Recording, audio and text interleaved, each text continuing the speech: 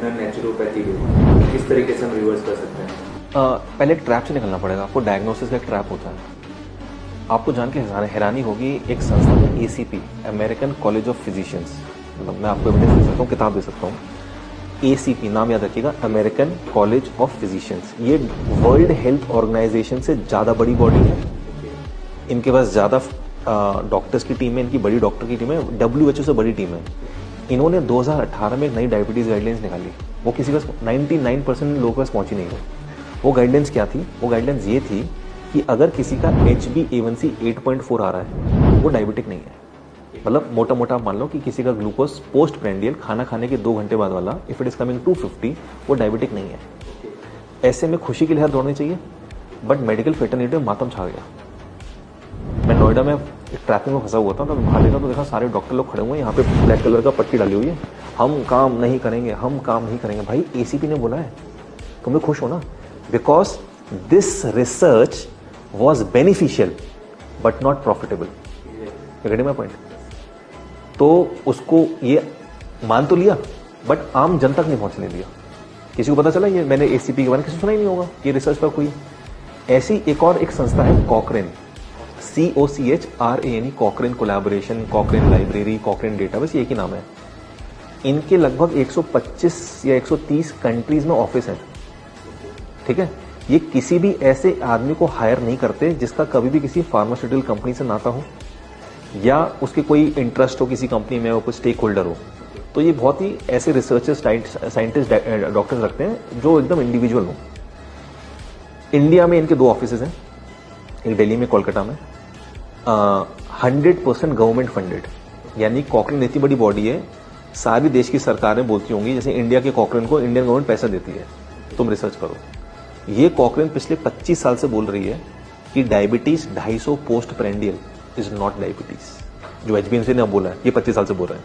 ठीक है, यही कॉकरेन बोल रहा है कि 160/100 तक अगर आपका BP आ रहा है, right, in that case you are not a BP patient. You are not a BP patient. आप अपनी किसी को सर्जरी रोक दी गई कि BP तुम्हारा ज्यादा सर्जरी नहीं करेंगे, तो उन्होंने पूरी गाइडलाइंस निकाली 160/100 तक। नॉर्वे की जो कंट्री है, आपको लगता है Japanese are the longest living people? No, Norwegians are the longest living people. Norway का लोगों का नॉर्मल BP इज 150/90 और वहां की सरकार उसको नॉर्मल बोलती है। अगर हमारी गाइडलाइंस वहां चली जाए तो 70% Norway as a country is a high BP patient.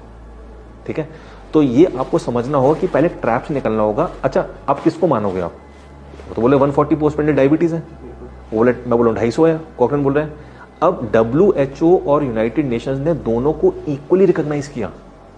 तो अगर आप केमिस्ट की दुकान खोल के बैठे हो तो आप 140 मान लो, अगर आप पेशेंट है तो 250 मान लो।